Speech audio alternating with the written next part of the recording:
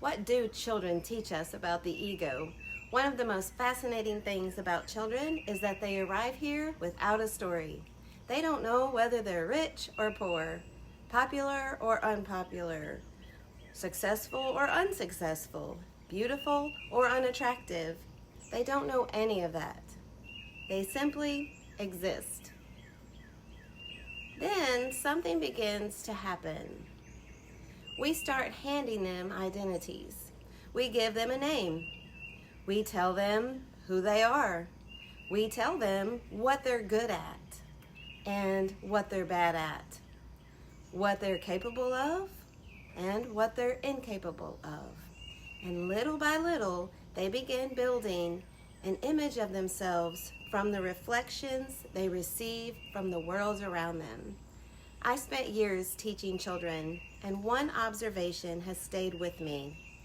If you walked into a first grade classroom and asked, "Who is the smartest kid in here?" almost every hand goes up. Who is the fastest? Every hand. Who is the strongest? Again, every hand will go up. The children don't hesitate. They haven't yet learned limitation. They haven't yet learned comparison and competition.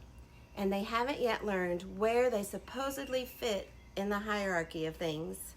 But walk into that same group a few years later, even as early as second, third, or fourth grade, and ask the same question: who is the smartest?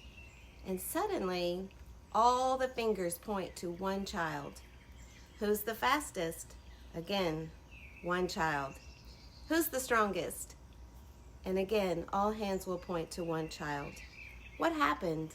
Did the other children become less intelligent, less capable, less creative, or less worthy? No. They learned who they were supposed to be. Or perhaps, more accurately, they learned who they were not supposed to be. Somewhere along the way, they began accepting labels. The bright one, the athletic one. Oh, I'm the shy one, the difficult one. I'm the pretty one, the troublemaker, the leader, the follower.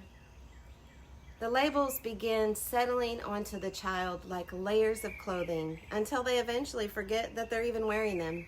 And after enough years pass, they mistake clothing for themselves. This is where the ego begins to form. Not because the ego is evil, and not because the ego is wrong.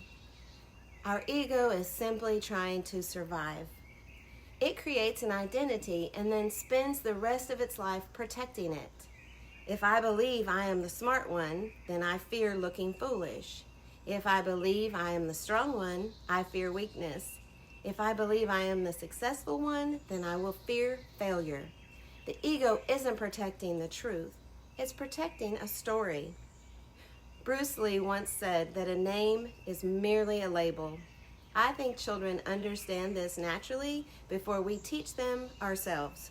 Otherwise, before the labels arrive, they don't see themselves as fixed.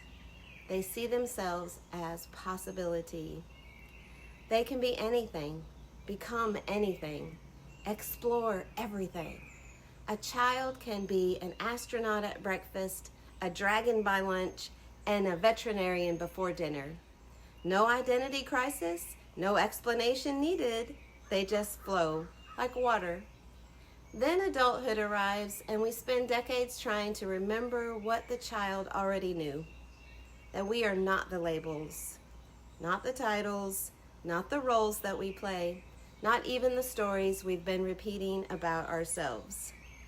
The ego says, protect the image, and life whispers, discover what's beneath it.